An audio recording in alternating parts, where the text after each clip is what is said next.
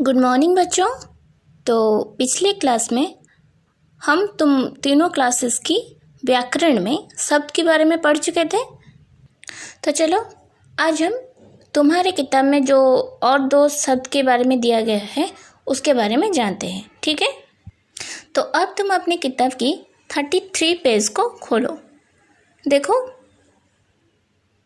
आज हम जिस शब्द के बारे में पढ़ने जा रहे हैं उसका नाम है शब्द युग्म, words which go in pairs।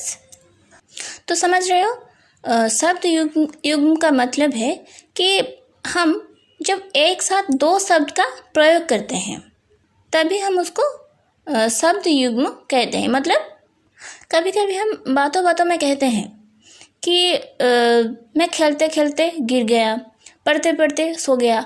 तो ये जो शब्द मैंने अभी प्रयोग किया, पढ़ते पढ़ते या फिर खेलते खेलते, ये सब क्या है? एक तरह की युग्म शब्द है। मतलब एक ही शब्द को हमने दो बार प्रयोग किया।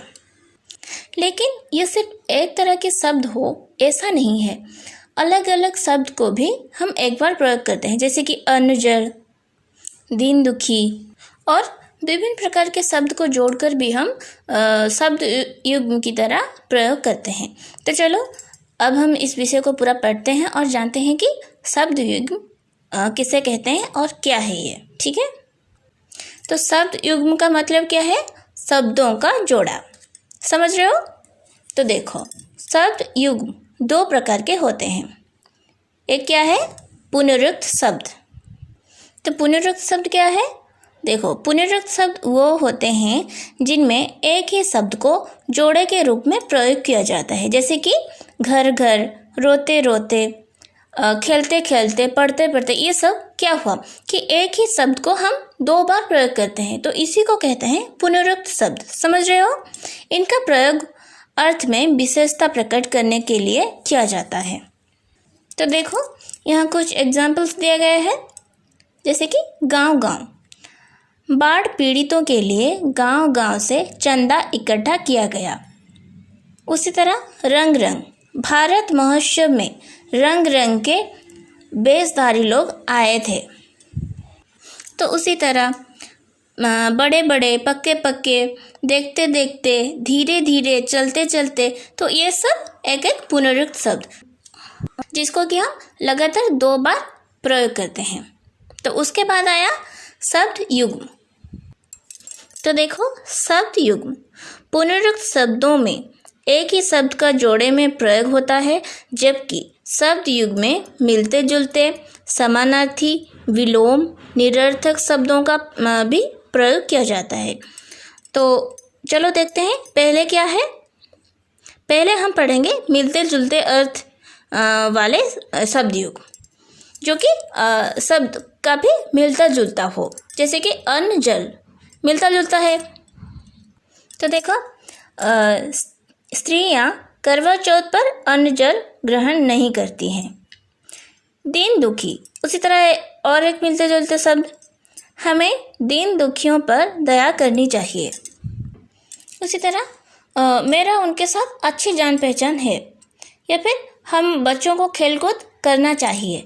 ये सब जिसको कि हम एक बार अगर प्रयोग करते हैं एक शब्द को, उसके बाद ही ऑटोमेटिकली दूसरा शब्द आ ही जाता है। समझ रहे हो कि नहीं? तो इसी को कहते हैं शब्द युग्म। तो ये हो गया मिलता जुलता शब्द। तो उसके बाद आया समानार्थी शब्दों से बने शब्द युग्म। मतलब समान अर्थ हो, दो शब्द को हम प्रयोग करते हैं, जोड़े शब्द को, वो दो शब्द का अर्थ समान हो, जैसे कि सीधा साधा। सीधा का मतलब जो है, सादा का मतलब भी वही है। तो देखो, मोहन बहुत सीधा साधा बालक है। इसका मतलब क्या है कि वो एक बहुत सरल बालक है। उसी तरह कटी फटी, माने कटी फटी चादर वापस भेज दी। तो उसी तरह देवी देवता, रूखा सूखा, काम धंधा, बाल बच्चे, ये सब जितने भी शब्द दिए गए हैं, इन दोनों शब्द का अर्थ प्रायतः समान है, इसीलिए इसको समानार्थी शब्दों से बने शब्द युग्म कहते हैं। समझ गए? तो उसके बाद आया विलोम शब्दों से बने शब्द युग्म। विलोम शब्द का मतलब तुम जानते हो कि एक शब्द का दूसरा शब्द बिल्कुल विपरीत हो। तो हम विलोम शब्द से भी बने युग्म शब्द को प्रयोग करते हैं, जैसे कि एक शब्द का दूसरा शब्द बिल्कुल उल्टा अर्थ प्रकाश कर रहा हो। जैसे कि यहाँ आय व्यय, हमें अपनी आय व्यय का ब्यौरा रखनी चाहिए। हानि लाभ, हानि लाभ की चिंता किए बिना अपने कर्म में लगे रहना चाहिए।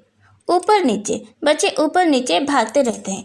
तो ये जो दो शब्द दिया गया है, जितने भी सारे दो जोड़े शब्द दिए गए हैं, ये सारे शब्द एक शब्द का दूसरा शब्द बिल्कुल विपरीत है, विलोम शब्द है। तो इसी को कहते हैं विलोम शब्द से बने शब्द युग्म। समझ रहे हो? उसी तरह भला बुरा, छोटे बड़े, लेना देना, गुण दोष, ये सब विपरीत शब्द से बने शब्द युग्म। तो उसके बाद आया सार्थक और निरर्थक शब्दों से बने शब्द युग्म। इसका मतलब क्या है?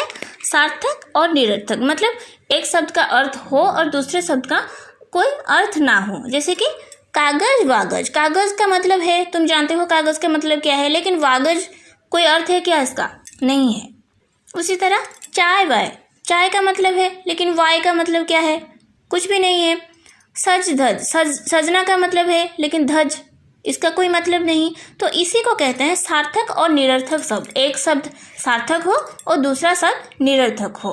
तो इसी को हम सार्थक और निरर्थक शब्द से जो जोड़े शब्द बनते हैं, तो उसी शब्द को हम जो सार्थक और निरर्थक शब्दों से बने शब्द युग्म कहते हैं। जैसे कि साक्षात्कार के लिए सभी कागज वागज संभाल लो।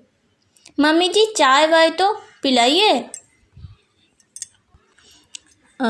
उसके बाद आया निरर्थक शब्दों से बने शब्द युग्म। मतलब यहाँ जो शब्द दिया गया है वो दोनों शब्द जो कि जुड़े शब्द, तो इन दोनों के दोनों शब्द ही निरर्थक है। मतलब पहले शब्द का भी कोई अर्थ नहीं हो और दूसरे शब्द का भी कोई अर्थ ना हो। जैसे कि हक्का बक्का, हक्का का कोई अर्थ नहीं है, बक्का का भी कोई अर्थ नहीं है, लेकिन इसी शब्द को भी हम जब कहते कहते वाक्यों में प्रयोग करते हैं। जैसे कि पुलिस को सामने देखकर चोर हक्का बक्का रह गया, मतलब अवाक होकर रह गया। उसी तरह उटपटांग, तुम्हारे उटपटांग कामों से विद्यालय की बदनामी हो रही है। तो उटपटांग का मतलब क्या है? उत्पात करना या फिर बदमाशी करना। उसी तरह इसको हम कहते हैं निरर्थक शब्दों से बने शब्द युग्म। मतलब जो जोड़े शब्द को हम प्रयोग करते हैं वो दोनों शब्द का ही कोई मतलब ना हो। तो ये था शब्द युग्म का विभिन्न प्रकार, जो कि हम कहते कहते वाक्यों में प्रयोग करते हैं। तो चलो उसके बाद जो शब्द के बारे में तुम्हारा दिया गया है हम उसको पढ़ते हैं। तो उसके बाद आया जीव जंतुओं की बोलियां, विभिन्न ध्वनियां एवं क्रियाएं, जो कि 36 नंबर पृष्ठा में है। तो अब तुम अपनी किताब की 36 नंबर पृष्ठा को खोलो। देखो तो यहाँ जो शब्द के बारे में दिया गया है, जितने सारे शब्द दिया गया है वो सारे जीव जंतुओं की बोलियां हैं। मतलब जीव जंतु जो आवाज़ अपने मुंह से निकालते हैं उसको हम क्या कहते हैं, यहाँ इसी बारे में ही दिया गया है। जैसे कि तरह कुत्ता जब अपने मुंह से आवाज़ निकालते, मतलब वो अपनी साउंड निकालते, भौंकता है, तो उसको हम क्या कहते हैं? भौंकना। ये कुत्ता का आवाज़ है। उसी तरह गधा रेंकना, बकरी मिमियाना, बंदर किलकिलाना, गीदड़ हुआ हुआ करना। तो ये सब बोलियों को भी हम कभी कभी अपने वाक्यों में प्रयोग कर देते हैं। जैसे कि हम कभी कभी ये कहते हैं कि ये क्या कुत्ते की तरह भौंक रहा है, कहते हैं कि नहीं। उसी तरह यहाँ देखो दिया गया है चूहा, चूहा की आवाज़ क्या है? चूं चूं करना। हम ये भी कहते हैं कि ये जो जब एक इंसान अपने मुंह से ऐसी आवाज़ निकालता है तो हम क्या कहते हैं? क्या चूहा की तरह चूं चूं करती है, कहते हैं कि नहीं। उसी तरह मुर्गा कुकड़ू को करना। तो इसी तरह जीव जंतुओं की बोलियों को भी एक तरह की शब्द के अंतर्गत लिया गया है। तो उसके बाद है विभिन्न ध्वनियाँ एवं क्रियाएं। मतलब यहाँ जो दिया गया है वो एक तरह की ध्वनियाँ या फिर क्रियाएं, मतलब एक चीज़ से जो आवाज़ निकलती है उसके बारे में यहाँ कहा गया है। जैसे कि दांत से किटकिटाना, मतलब तुम देखे होगे कि छोटे छोटे बच्चे जब बैठते हैं तो वो दांत किटकिटाते हैं, तो उसमें से एक आवाज़ निकलती है। उसी तरह पंख फड़फड़ाना, जब चिड़िया उड़ता है तो वो क्या करता है कि अपने पंख को फड़फड़ फड़फड़ करता है, तो उसको हम पंख से ये आवाज़ निकलती है, तो इसीलिए पंख से फड़फड़ाना। तो ये भी एक तरह की ध्वनियाँ हैं, और जबकि ये होता है, ये काम किया जाता है, तो इसको हम क्रिया भी कहते हैं। उसी तरह हृदय से धड़कना, जब हमारी भागते हैं या फिर दौड़ते हैं तो हमारी हार्ट बीट क्या होता है, बढ़ जाता है, जोर से धक धक धक धक करने लगता है, तो इसी से का ये ध्वनि की तरह भी सुनाई देता है। उसी तरह झरना जब झरता है तो कैसे आवाज़ निकलता है, झरझर झरझर, हम सुनते हैं ऐसा। और पायल, जब पायल पहन के कोई चला जाता है तो कैसे आवाज़ आता है, छम छम। या फिर चूड़ी जब हम पहनते हैं तो चूड़ियों का भी आवाज़ आता है। तो ये सब एक एक ध्वनियाँ हैं, और जबकि ये सब होता है, एक कार्य होता है, तो इसको हम क्रियाएं भी कहते हैं।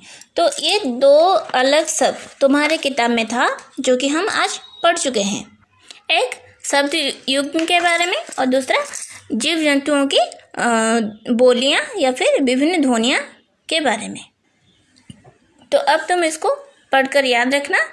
अगर समझने में कोई दिक्कत हो तो मुझे फ़ोन करके पूछ सकते हो, ठीक है।